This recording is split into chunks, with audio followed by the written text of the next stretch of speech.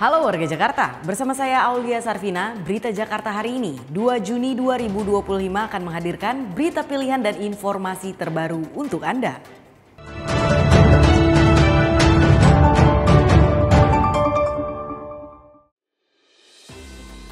Warga Jakarta, sebelum kita ke berita utama Berita Jakarta hari ini, dari meja redaksi telah kami siapkan 3 berita pilihan dari website beritajakarta.id berikut ini.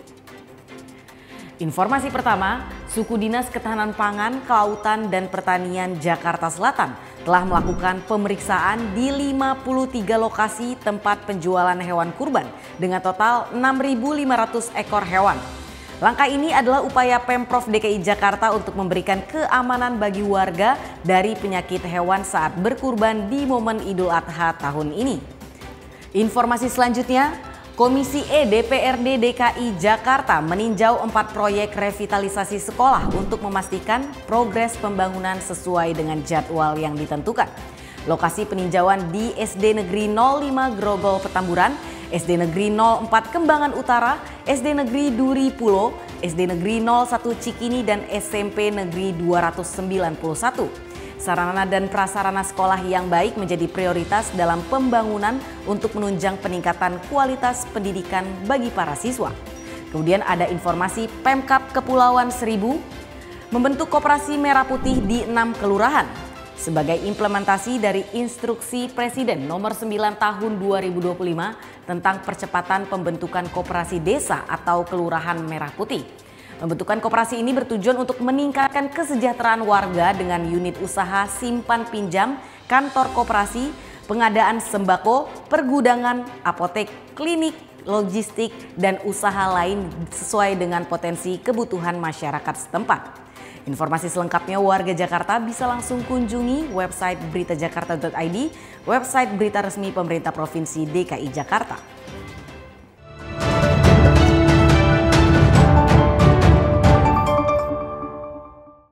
Kita beralih ke berita pertama Berita Jakarta hari ini. Pemerintah Provinsi DKI Jakarta meluncurkan kamera pengawas atau CCTV untuk meningkatkan keamanan dan kenyamanan warga Jakarta. Sebagai tahap awal, 100 CCTV telah terpasang di berbagai lokasi publik dan kawasan prioritas. Gubernur DKI Jakarta Pramono Anung dan Wakil Gubernur Rano Karno secara simbolis meluncurkan program kamera pengawas atau CCTV di kawasan Terowongan Kendal, Menteng, Jakarta Pusat. CCTV terpasang di taman, wilayah permukiman warga, dan juga kawasan yang rawan banjir di Jakarta. Jadi memang kita sebenarnya CCTV secara keseluruhan sudah ada berapa Pak? 1.400 tambah 100 menjadi 1.500 di tempat-tempat strategis. Termasuk di 12 taman yang baru kita buka, termasuk taman yang kita buka 24 jam. Hasil pemantauan CCTV akan diteruskan kepada instansi terkait dan bisa diakses oleh masyarakat melalui aplikasi Jakarta Kini atau Jaki. Selain peluncuran CCTV, Pramono dan Rano juga melakukan relaunching aplikasi Jaki serta logo Dinas Kominfotik DKI Jakarta. Tim Berita Jakarta melaporkan. Kita beralih ke berita selanjutnya. Gubernur DKI Jakarta Pramono Anung meminta agar ondel-ondel tidak dijadikan alat untuk mengamen di jalan. Pemerintah Provinsi DKI Jakarta akan memberikan dukungan serta ruang yang lebih baik bagi para seniman ondel-ondel. Ondel-ondel dikenal sebagai salah satu bentuk pertunjukan budaya yang mencerminkan kekayaan seni Betawi. Untuk itu, Gubernur DKI Jakarta Pramono Anung ingin kesenian ondel-ondel mendapatkan tempat yang layak untuk bisa tampil dan dinikmati oleh warga. Saya sangat berharap bahwa ondel-ondel itu merupakan budaya yang dinamis, gak statis. Tetapi harus juga mendapatkan apresiasi penghargaan yang memadai. Saya termasuk yang kemudian memesankan supaya mohon maaf ondel-ondel tidak digunakan untuk mencari pengamen lah. Pramono mengatakan dirinya telah meminta kepada Dinas Kebudayaan untuk memberdayakan 42 sanggar guna melestarikan dan mengembangkan seni budaya Betawi termasuk ondel-ondel. Ini juga menjadi salah satu syarat untuk meningkatkan peringkat Jakarta sebagai kota global, yakni dengan pelestarian budaya lokal. Tim Berita Jakarta melaporkan.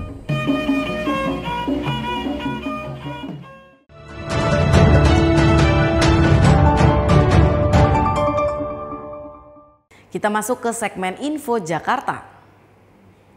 Dinas Cipta Karya, Tata Ruang dan Pertanahan DKI Jakarta telah merelaunching aplikasi Sistem Informasi Perumahan dan Perukiman atau SIRUKIM. Berikut ada Bang Jaki yang akan menginformasikan pembaruan fitur dalam aplikasi SIRUKIM. Bang Jaki, gue denger-denger sekarang daftar rusun bisa lewat HP ya Bang? Ini beneran kagak sih Bang? Bener no, sekarang ada fitur baru di aplikasi SIRUKIM no. Baru diluncurin tuh sama Pak Gubernur Pramono di Rusunawa Pulau Gebang no. Weh, keren dong Bang, tapi ribet nggak sih Bang? Justru sekarang lebih gampang no, ame lebih cepet lagi. Tinggal daftar di aplikasi, unggah dokumen, 3 hari kelar dah. Dan yang paling penting nih transparan no.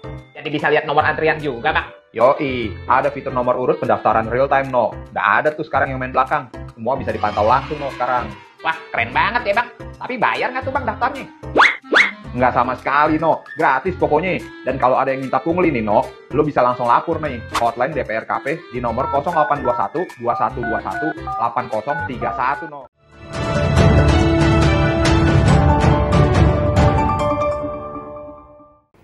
Beralih ke informasi cuaca. Sebelum memulai aktivitas esok hari, warga Jakarta bisa melihat perakiraan cuaca yang dirilis BMKG berikut ini.